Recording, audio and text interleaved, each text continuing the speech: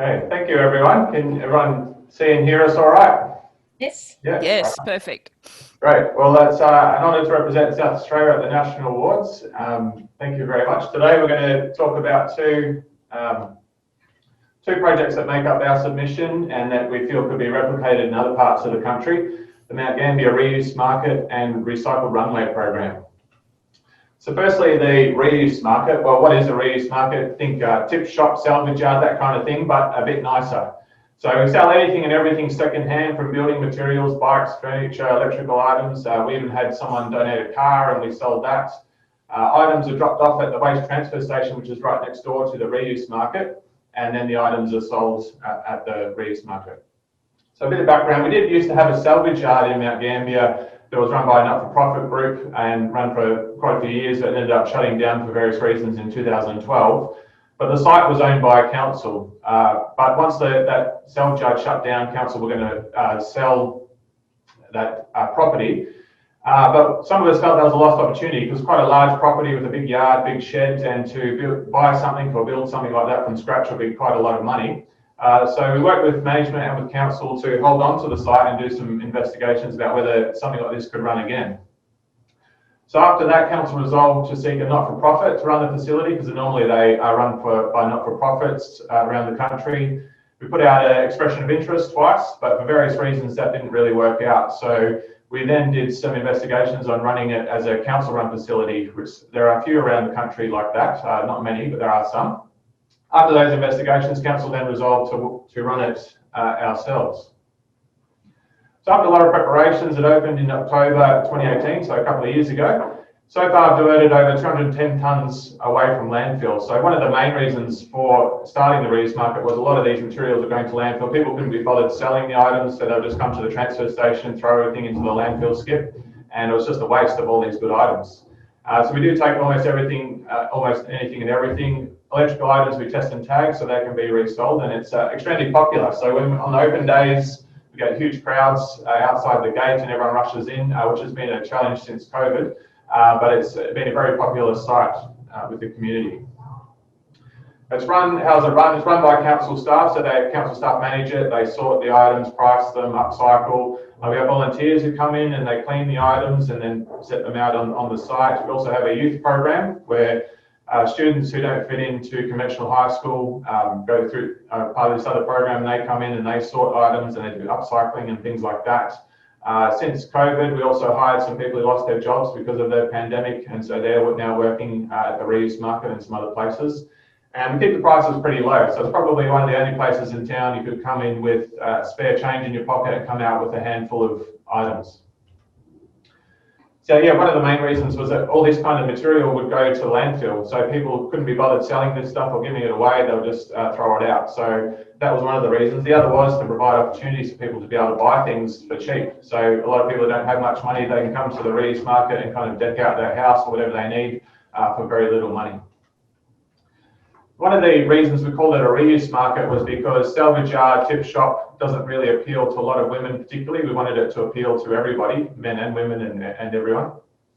Also, we wanted it to be presented well. So a lot of people, when they come in and they walk into that building there that you can see the picture of, they say, oh, wow, this isn't what I expected, because a lot of these sites are kind of a bit junky, dusty, dirty, but really put effort into making it appealing visually so that people want to keep coming back. So in conclusion, before I hand over to Trudy Ann, it's a council-run facility which works really well, gives council full control, and we can manage every aspect of it.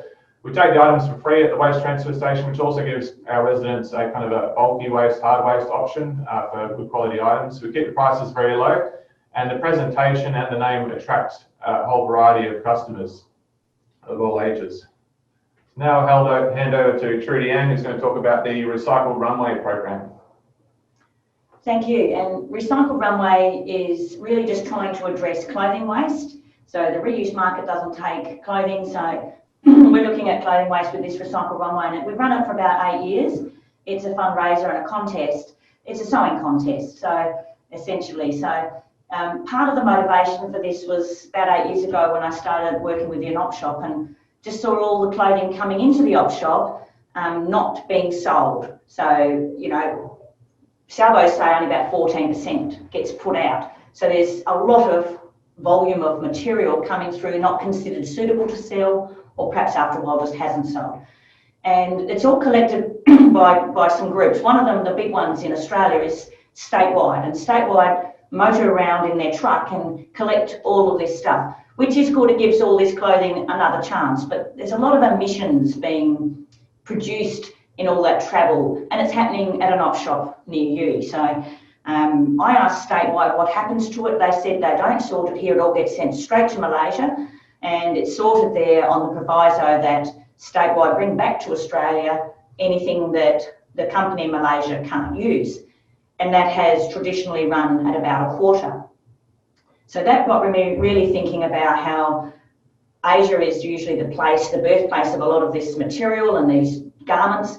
They come to Australia in a ship. We wear them once, they go to an offshore, they go back to Malaysia, and then they come back to Australia and go to landfill. So, and that's a quarter of it. So it's this to and fro nature of things that really got me motivated to run the Recycled Runway, because there's a lot of emissions with that. And obviously there's also a lot of problems with clothing waste generally for the environment.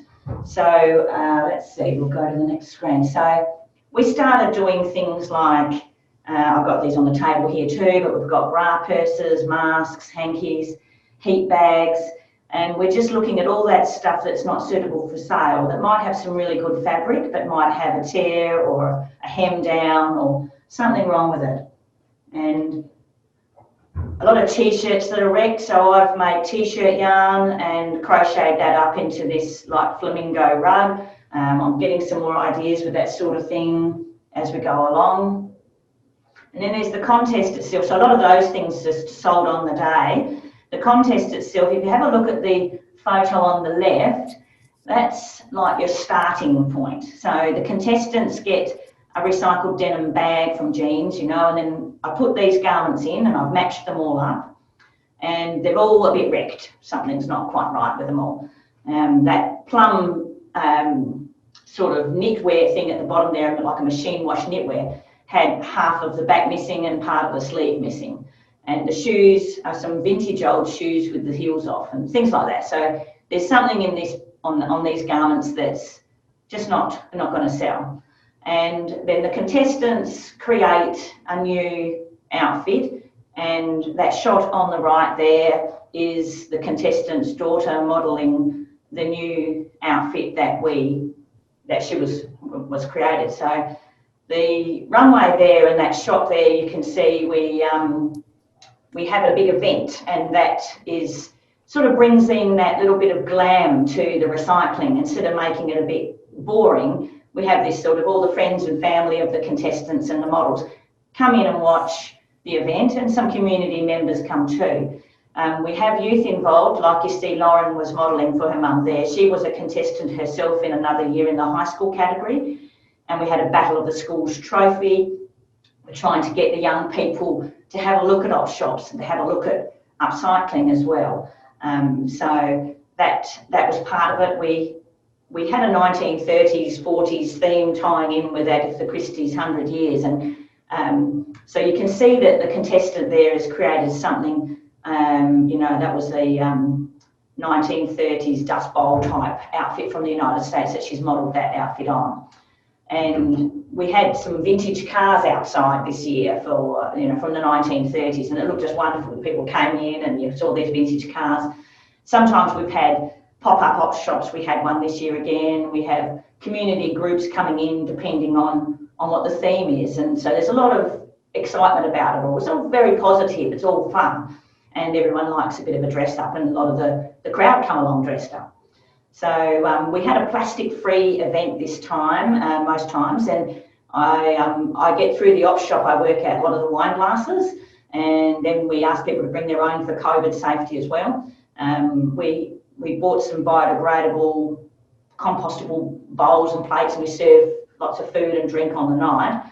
And one of the local companies, Berkfield's, donated a whole lot of combustible cutlery.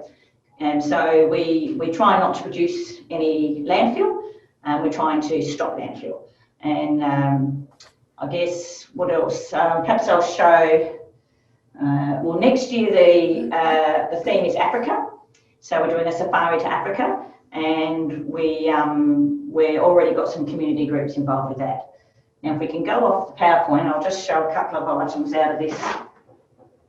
Can we get it off the PowerPoint? Stop share. Yeah, so I'll just bring up a few things just to show you from this contestant. So here's like the bolero that the contestant made. So a lot of this knitwear was wrecked. So she's done this really nice piping in the back there to put some of the sleeve onto the bottom where it was cut out. Cut the sleeves short, done a beautiful job on that.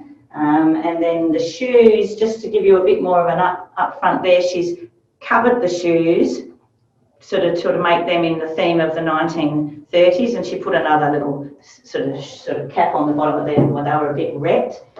And she created the handbag, with one of the more awkward garments that she put inside it, and it looks quite good in there. That sort of really suits it, and she got the bits from op shops and created that in the style too. So that was our Recycle Runway contestant, one of our contestants this year in our experience category of high school, novice, lots of different ones. We're having an online one, and we'd really like your towns to run one, and we would help you. And it's a great fundraiser. We made $7,000 for a local charity. So we hope that you might be enthused. Thank you. Thank you very much, Dale. That was very interesting and very different. So, and certainly something that can be shared.